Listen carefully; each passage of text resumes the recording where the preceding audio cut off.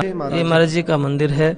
महाराज नित्यानंद जी महाराज हैं और महाराज स्वामी गुमानी राम जी जो महाराज जी के गुरु थे, तो महाराज जी चरणों में बैठे हुए हैं। और ये अखंड ज्योत जब से मंदिर बना है तब से चल रही है लगातार जी। ये लगभग कब से बना है जी मंदिर? तो ये मंदिर भादो सुदी एकम 2000 में नींव रखी थी मंदिर बनाने की। तब से आप देख सकते हैं कि ये जो है अखंड ज्योत जो है जलती रहती है, 24 घंटे ये है जलती रहती है महाराज जी के नाम से। महाराज जी के नाम से डॉक्टर जयसिंह मलिक ने इस मंदिर को बनाने में बहुत बड़ा सहयोग दिया, जो रोहतक वाले हैं। डॉक्टर जयसिंह मलिक जी। नमस्कार साथियों, आज हम आए हैं नित्यानंद धाम है माजरा दुबलधन में, और ये संत जी हैं, इनके पास आने का जो है मौका मिला। सबसे पहले तो प्रणाम करते हैं जी आपको। ये संत राजेंद्र महाराज जी हैं, आज इनसे जानेंगे यहाँ के बारे में। महाराज जी एक बार थोड़ा सा बता दो आप। ये आश्रम तपोभूमि जटेला धाम माजरा दुबलधन झज्जर में है। तपोभूमि जटेला धाम करीब 250 वर्ष पुराना आश्रम है। स्वामी नित्यानंद जी महाराज बीरबल खानदान में पैदा हुए। भरतपुर रियासत में तहसीलदार के पद के ऊपर थे। सब छोड़ कर के यहाँ आकर के परमपिता परमात्मा की कमाई नाम की कमाई की, मालिक के नाम की बंदगी की। आप ये जाल का पेड़ देख रहे हैं। इस जाल के पेड़ के नीचे महाराज जी सर्दी गर्मी बारिश की परवाह न करते हुए यहाँ ध्यान सिमरन भजन स्वामी नित्यानंद दयाल महाराज ने किया। और ये आश्रम सदा से ही मानव कल्याण के लिए, जन कल्याण के लिए हमेशा तत्पर रहता है। हर प्रकार की सेवा, जैसे हम 2002 से लाचार जरूरतमंद आँख की आयुर्वेदिक द्वारा मेडिसिन द्वारा सेवा करते हैं। आँखों की दवाई है, स्किन एलर्जी की है, दमा की है। आप जानते भी होंगे बहुत बड़े लेवल के ऊपर दमा की दवाई दी जाती है, बहुत लोग लाभ उठाते हैं, फ्री देते हैं। अभी एक नई सर्च हमने की है कैंसर की, तकरीबन 250 के करीब जो लास्ट स्टेज के रोगी थे इस दरबार के प्रसाद से ठीक हो चुके हैं, दवाई से, मेडिसिन से। जो नई सर्च है, ये आश्रम स्वामी नित्यानंद दयाल महाराज जी का आश्रम है। महाराज नित्यानंद जी ने यहाँ भजन बंदगी सिमरण करके, और यहाँ हर पूर्णिमा को सत्संग भंडारा होता है। दुल्हंडी के दिन बड़ा मेला होता है। भादो सुदी एकम जो महाराज जी सहशरीर परम धाम को गए थे सन 1799 भादो सुदी एकम को। तो यह वर्ष में 2 मेले बड़े होते हैं, भादो सुदी एकम का और दुल्हंडी का।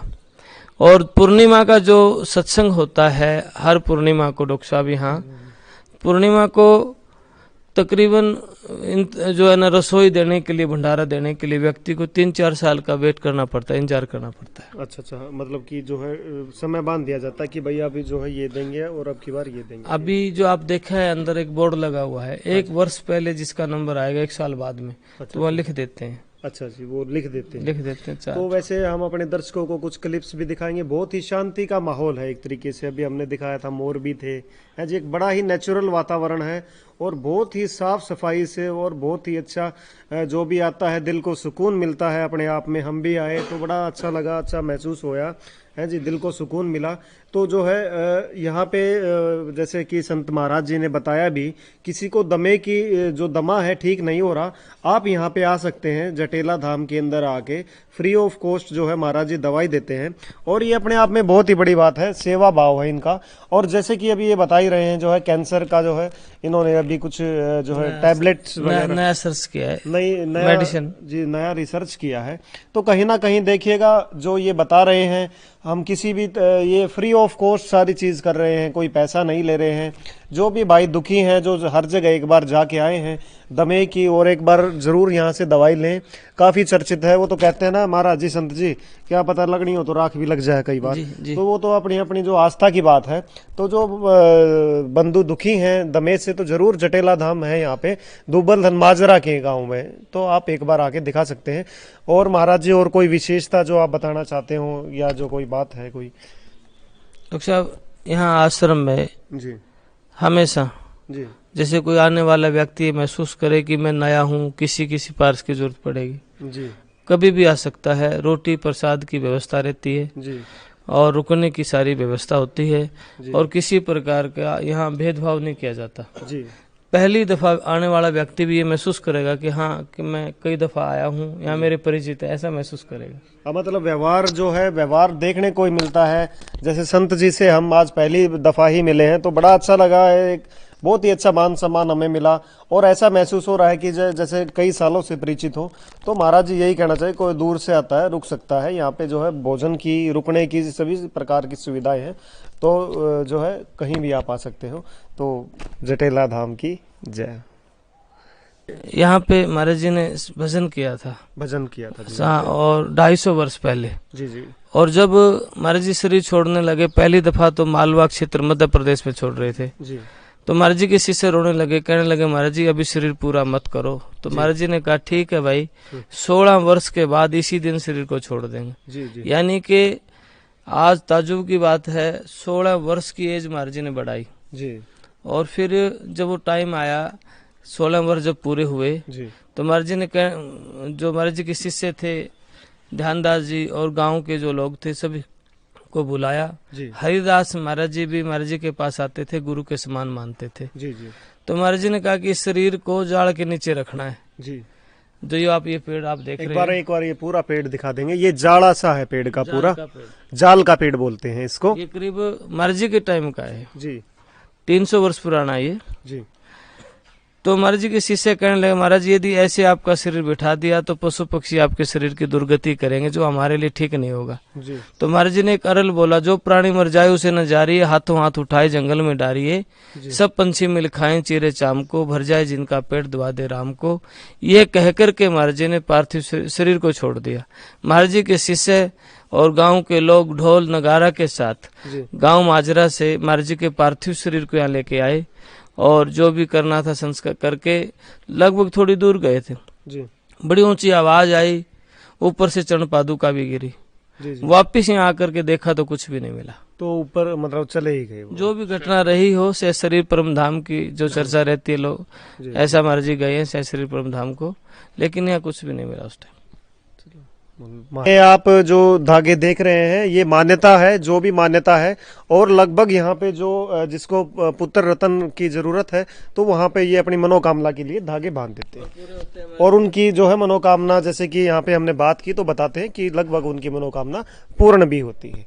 बाबा हिम्मत राम जी जो महाराज जी के गुरु के समान थे जी, ये बहुनगर निवासी बाबा हिम्मत राम जी जी। महाराज नित्यानंद जी 1 वर्ष तक इनके पास बहु जोलरी में बाबा हिम्मत राम जी के मकान पे रहे थे जी। और हम दिखाना चाहेंगे साथ के साथ जो है अनकट रखना, हम दिखाते हैं आगे। ये है स्वामी जी के नाना श्री सीताबराय जी। यह स्वामी जी के नाना जी हैं, नाना सीताबराय जी रेवाड़ी निवासी। यह महाराज जी के जो नाना जी सीताबराय जी रेवाड़ी के राजा थे, उस टाइम नवाबी रियासत होती थी, शासक थे रेवाड़ी के।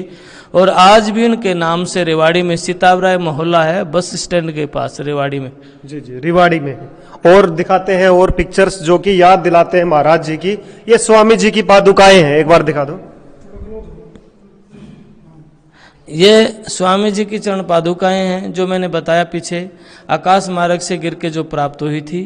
ये आज भी महाराज जी का मकान साहब गांव माजरा में है, वहाँ सुरक्षित है, ये वहाँ पे रखी हुई है जी। और ये है स्वामी जी की हवेली, इसका जन्म स्थान लाल हवेली। ये स्वामी जी की लाल हवेली है नारनौल में। उस समय लोगों के पास रहने के लिए कच्चे घर भी नहीं थे। स्वामी नित्यानंद दयाल महाराज की 300 वर्ष पुरानी यह हवेली, ऐसी 4 हवेलियां नारनौल में मौजूद थी। महाराज नित्यानंद जी खुद भरतपुर रियासत के तहसीलदार थे और महाराज जी के जो पिताजी थे वो दीवान थे। तो काफी संपन्न परिवार था, राजशाही परिवार था। सब छोड़ के भक्ति मार्ग में स्वामी जी आए थे। बोल नित्यानंद महाराज की जय। अपने आप में बहुत बड़ी बात है। आज के दिन तो जो है कोई सरपंची भी नहीं छोड़ता जी महाराज जी। तो ये बात करते स्वामी जी द्वारा प्रयोग किया गया निवार का पलंग। स्वामी नित्यानंद महाराज जब हाजिर थे उस टाइम में ये निवार का पलंग स्वामी जी ने यूज किया था, प्रयोग किया था। 250 वर्ष पहले का ये निवार का पलंग आज भी माजरा गांव में है, लेकिन पलंग वही है, निवार नहीं है। निवार बदल दिया गया है, पलंग नुक्का न्यू है। पलंग ऐसे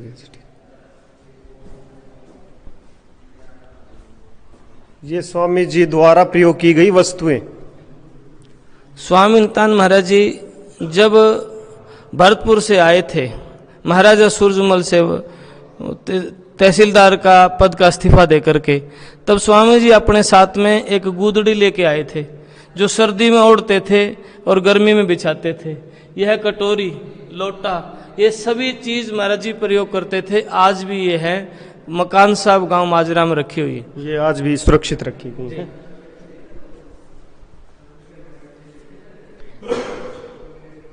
यह महाराज जी का प्राचीन ग्रंथ है जो महाराज जी ने बोला, महाराज जी के शिष्य ने लिखा।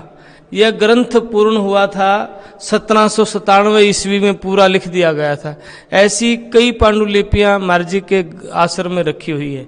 ये जो घर है महाराज जी का, वहाँ पे ये सारी चीजें जो है संभाल, घर नहीं, आश्रम है। आश्रम, अच्छा, मकान साहब के नाम से जानते हैं। अच्छा, मकान साहिब के नाम से है। उसमें जो भी हमने आपको दिखाई, उनकी जो पादुकाएं थी और जो उनका सामान जो यूज किया हुआ था, सारी चीजें वहाँ पे जो है रखी हुई है। जी, महाराज जी का ग्रंथ साहब जहाँ नित्य अखंड पाठ होता है, पूर्णिमा को पाठ होता है, नित्य सत्संग यहाँ बैठ कर के महाराज जी के चरणों में लोग आरती विनती करते हैं। हर इतवार को दोपहर में 10 से 12 बजे यहाँ विनती प्रार्थना के लिए हजारों श्रद्धालु महाराज जी के चरणों में बैठ के विनती करते हैं, ग्रंथ साहब का पाठ करते हैं। ये महाराज जी के बाद का अभी लगाया बगीचा जी। तो इसमें कौन कौन से पेड़ है जी? इसमें अमरूद है, हाँ जी, बड़बेरी है, हाँ जी, ये चकोतरा है जी। ये ऐसे पेड़ मैंने यहाँ लगाए हैं। अच्छा, ये आपने खुद लगाए? यहाँ लगभग उत्तर भारत में, ये नहीं, दक्षिण भारत के पौधे भी मैंने यहाँ लगाए हैं। जी, जी। जैसे ये पेड़ है शरीफा का, दिखाओ जी एक बार, शरीफे का पेड़ दिखाओ। शरीफा जिसको सीताफल भी आम भाषा में कहते हैं, सीताफल, शरीफा का फल है, पेड़ है। बहुत सारे शरीफा के फल लगा था जी। आलू बुखारा, आड़ू, हाँ, चीकू, चीकू के बहुत सारे पेड़ यहाँ लगे हुए हैं। आयुर्वेदिक औषधीय पेड़ मैंने काफी लगा रखे हैं जी, जी, जिससे कि जो है आप अपने उनको आमजन के लिए फ्री में जो है आप ये आप देख सकते हैं नित्यानंद धाम की तस्वीरें।